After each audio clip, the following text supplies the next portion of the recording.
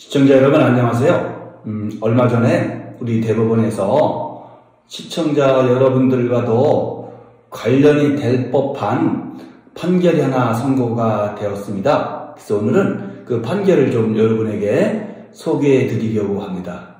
여러분들 어떠세요? 의료비 부담 많이 되시죠? 병원에 갈 때마다 부담되죠. 아무리 의료보험 잘 돼 있어도. 그래서 많은 경우에 실은 실손보험이라는 보험에 가입되어 있는 경우가 많이 있죠. 저도 실은 가입되어 있고요.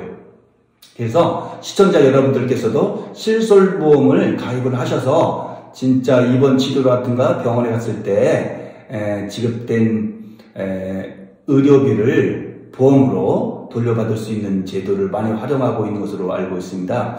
근데 그것과 관련해서 실은 소위 말하는 1세대 실손보험 세대라고 하죠. 2009년 9월 이전에 가입한 실손보험 가입자를 흔히 1세대 실손보험 가입자라고 하는데요.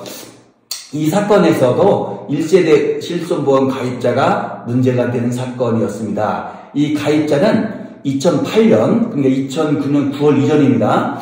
2008년에 실손보험에 가입됐고 그때 보험약관에 의하면 본인이 입원 시 부담하는 수술비, 입원 진료비 이런 것들을 실손보험회사에서 보험금으로 지급하기로 되어 있었어요.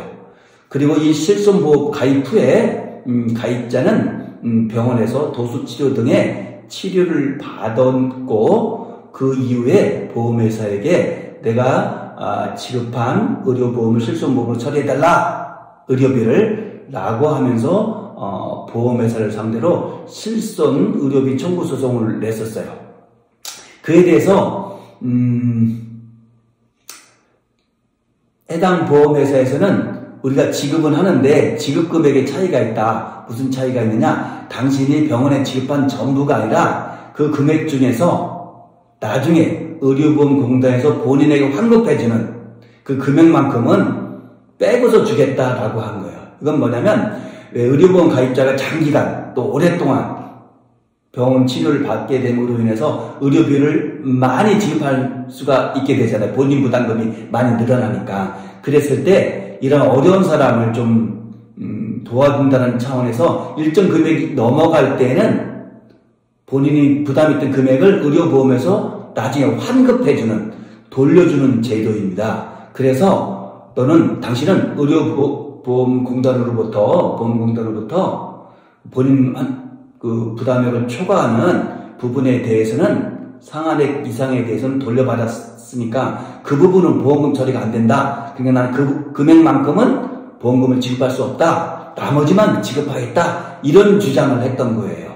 이에 대해서 보험 가입자는 무슨 소리냐? 입원 치료 등의 치료비를 다 지급하기로 약속했으니까 그걸 달라? 이렇게 됐던 거예요. 내가 본인 부담을 한 거니까. 결국 쟁점은 의료보험공단에서 나중에 환급해주는 환급액도 본인이 부담한 금액에 포함되느냐 아니냐가 되는 겁니다. 본인 부담한 금액에 포함시킨다면 보험회사는 지급을 해야 될 것이고 거기에 포함되지 않는다고 하면은 지급할 필요가 없겠죠.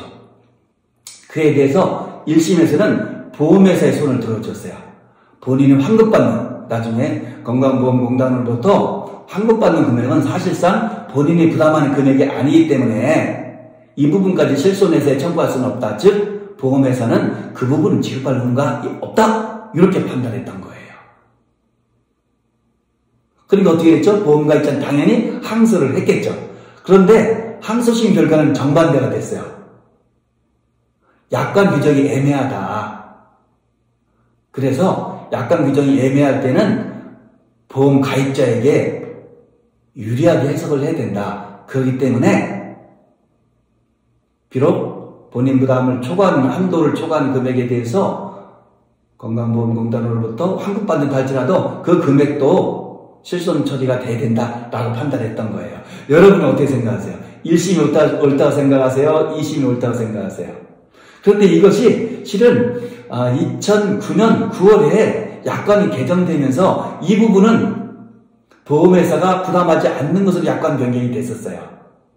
그런데 아까 처음에 말씀드렸듯이 어떻게 됐죠? 이 보험가입자는 원고는 어떻게 됐었죠?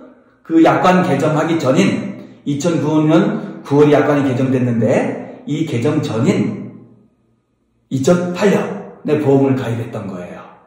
그렇기 때문에 이 개정 약관은 적용이 안 되겠죠? 옛날 약관으로 적용되는데 이 옛날 약관에는 그 부분에서 명확히 표시를 안 했기 때문에 불리할 때는 애매할 때는 누구에게 보험가입자에 유리하게 해석해야 된다라는 논리로 항소심에서는 보험회사에게 패소 판결을 내리면서 원고 승소 판결을 했던 것이죠. 그러니까 이번에 어떻게 됐죠? 당연히 보험회사에서 대법원 판결을 받아보고 싶었겠죠. 그래서 대법원을 갔습니다. 대법원은 과연 어떻게 판단했을까요? 여러분들은 1심 판결이 오를 것 같습니까? 2심 판결이 오를 것 같습니까? 어렵죠? 법이 이렇게 어렵습니다. 판사들끼리 이렇게 갈리니까는요. 1심 법원 판결과 2심 법원 판결이 이렇게 갈리게 됩니다. 정반대잖아요.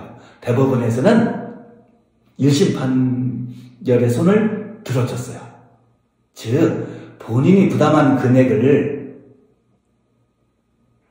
실손보험회사가 실손 처리해주는 것인데, 즉 보험금을 지급하는 것인데 나중에 환급받는 금액은 사실상 본인이 부담한 것이 아니지 않느냐.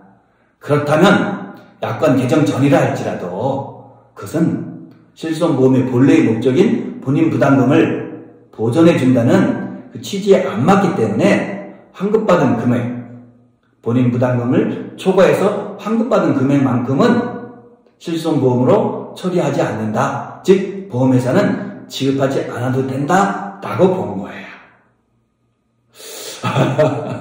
자, 1심 판결, 2심 판결, 대법원 판결. 물론 1심과 대법원 판결은 결론이 같았고 2심은 달랐어요. 여러분 어떻게 생각하십니까? 댓글로 남겨주시면 고맙겠습니다. 법원 이처럼 어려우면서도 재밌습니다. 그리고 실생활에 도움이 되기도 합니다. 그래서 소위 말하는 1세대 실손보험 가입자들 사이에 있어서는 이렇게 하는 것이 옳은지 저렇게 하는 것이 옳은지 나름 굉장히 혼란스러웠는데 이 대법원 판결을 기점으로 해서 이제는 그 혼란은 사라지게 됐다. 그런데 실질적으로 보험회사의 갈등은 더 많아질 수도 있다. 이런 생각도 드네요. 왜?